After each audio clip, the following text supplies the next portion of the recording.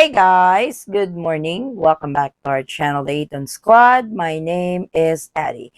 So for today's video, may bagong hassle daw sa NAIA para sa mga uuwing pasahero sa Pilipinas.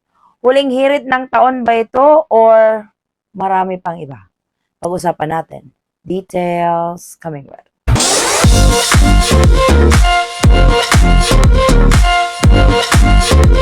So eto na naman tayo. Akala ko yun na yung pinakahuling pagbabago sa NAIA.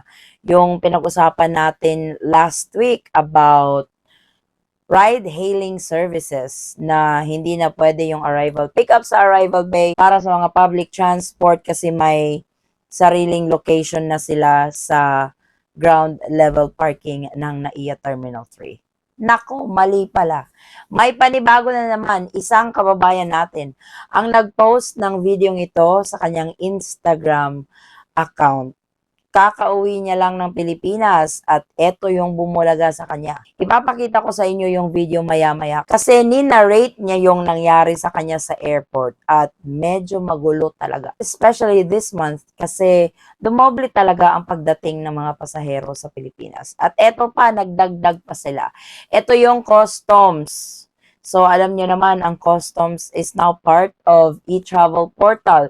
Kasi dati, di ba, kapag lalapag ka ng Pilipinas, you go through the immigration process. Then, next niyan is yung custom. Ipapakita nyo yung dineclare nyo na items. Tapos, kung okay ka na sa customs, pupunta ka ng carousel, kukunin mo na yung mga bagahe mo. Hindi ngayon ganun, kabayan. So, eto yung naging experience ng isang kabayan natin galing abroad sa bagong patakaran. Sabi nga niya, bagong hassle na naman sa mga pasahero sa NAIA, specifically in Terminal 3. Hindi siya sure kung implemented din ito sa Terminal 1, but for sure, if it's implemented sa isa sa mga terminal ng International Hub, i-implement yan nila sa kabilang terminal ng International Hub din ang Terminal 1. So, eto yung naging experience niya. Guys, may bagong challenge sa airport ngayon and this is the reason why you really need your e-travel ready. Departure man yan, pati arrival. Di ba ang hirap na pag dumadating sa Pilipinas galing sa ibang bansa? May bagong stage of hassle na dadaanan ka dito sa NAIA Terminal 3 or baka pati sa ibang terminal. Na-experience ko siya from Taiwan and from Japan this December lang. After mo ma-stress sa immigration, after mo antayin yung bagahe mo, pipila ka pa palabas dito sa customs area kasi i-check talaga nila isa-isa kung may e-travel or QR code ka, magulo to, walang pila at sistema, singitan lang talaga. Gets na gusto nila i-check yung customs declaration form, dati wala naman ito, tapos okay naman, tapos ngayon dagdag hassle na naman, tapos konti pa yung nagmamando at nagsiscan ng QR code mo. Ang pinaka the best part sa pag-travel, ang airport sa Pilipinas. Basta guys, papunta at pauwi, arrival and departure, secure your e-travel.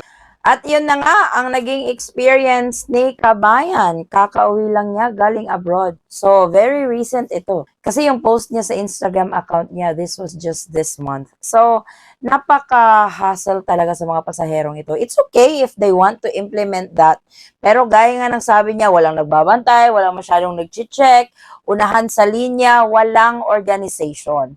So, sana naman kung magpatupad sila ng ganyan, may proper talaga ba? May proper designation, dito yung mag-check, marami ang mag-check, lalong-lalo na dagsa yung mga pasahero ngayong buwan. So, nakakalungkot na mahihirapan na naman ang ating mga kababayan na gusto lamang magbakasyon at mag-celebrate ng New Year. Kasi tapos na yung Christmas natin. Mag-celebrate ng New Year dito sa Pilipinas, pero sangkatutak na hassle yung mararanasan mo sa NAIA. Ito ay sa Terminal 3. Sa Terminal 3 niya ito binanggit at in-emphasize niya talaga yung importansya ng e-travel. Kasi nabanggit na din natin yan sa e-travel. It's not about the process anymore. It's not about how you register. Kasi kapag na-scan naman nila yung mga pasaporte ninyo, nakikita na nila na nag-register ka na. Pero dun sa customs, hindi ko alam kung bakit naghihigpit sila when it comes to your declared items and monetary. So, kapag kasi arrival into the Philippines, dalawa yung chine-check ng customs.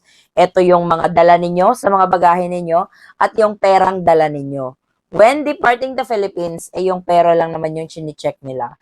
So, siguro, kasi alam nila na madaming magdadala ng pasalubong, they're probably making sure that it's within the allowed quantity sa pagpasok sa Pilipinas. Pero 'di ba, ang hassle niyan, okay lang naman for me as a traveler. It's okay if you guys implement that. Pero naman with proper organization, yung may magbabantay sa linya, yung hindi mag-uunahan kasi yung sabi ni Kabayan, nag-uunahan daw sa linya at walang proper designation kung saan ka pupunta, sinong magsascan ng QR code mo.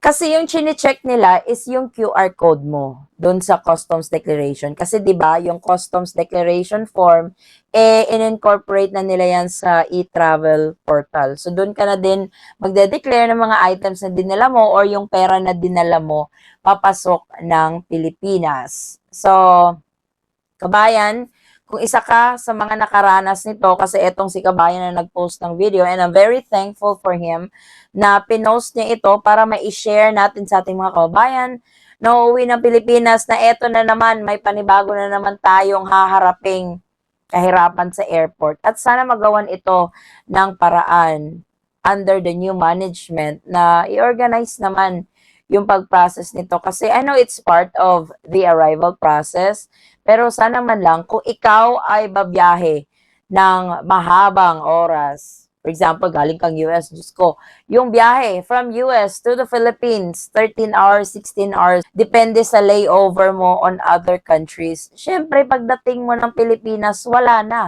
Ngarag ka na. Pagod ka na. So, konting mga abubot dyan sa paligid, naiirita ka na. And this one, mahabang pila. And this one, sa nakita nyo sa video, mahaba talaga ang pila. At kung may nakita kayong post doon, be ready with your, customs declaration. So, bago na naman ito, kabayan. Heads up sa mga uuwi ng Pilipinas na ito yung pinakahuling process ninyo with your arrival procedure sa Pilipinas. Kasi nga, dati, di ba, sabi ko, immigration, customs, bagahe, exit na sa airport. Ngayon, bago ka mag-exit, i-check muna ng customs yung mga bagahe mo. So, ito po ay sa NAIA Terminal 3. At para dun sa ating mga kababayan na nakaranas nito, maaari nyo namang i-share kung talaga bang ganun kagulo yung bagong proseso nila sa pag-check ng inyong mga declared items. At para doon naman sa mga biyahero natin na sa Terminal 1 ang lapag, meron din ba silang ginagawang ganito na procedure on your arrival process sa Pilipinas? So, heads up po ito, kabayan. Yes, panibagong hassle na, ika nga ni kabayan kanina. Panibagong hassle para sa mga traveler pauwi ng Pilipinas, yung pinakahuling step bago ka exit ng airport. At konting paalala lang po sa inyo na kung kayo po ay mag-fill out ng customs declaration sa e-travel, fill it out honestly. I-declare nyo talaga what needs to be declared. Napag-usapan na natin ito sa ibang mga videos natin at i-recap ko ito. If you guys are bringing items to the Philippines, that's more on personal use. That doesn't need to be declared sa customs declaration. You answer no on that. Kasi pang personal nyo naman na gamit. Magde-declare lang kayo kung yung dala ninyong mga items is for commercial use. Yung maramihan na talaga. When it comes to monetary declaration, kung hindi naman abot ng 10,000 US dollars or yung katumbas sa ibang currency, hindi yun siya kailangang i-declare. Magde-declare ka lang kung lampas 10,000 US dollars or katumbas ito sa ibang currency. Hindi naman ibig sabihin na kung lumampas ka sa 10,000, magbabayad ka na ng tax. Hindi naman. You just need to declare it, back it up with proper documentation na kung saan galing ba yung pera, kung legit ba siya. Nag-check lang po yan sila.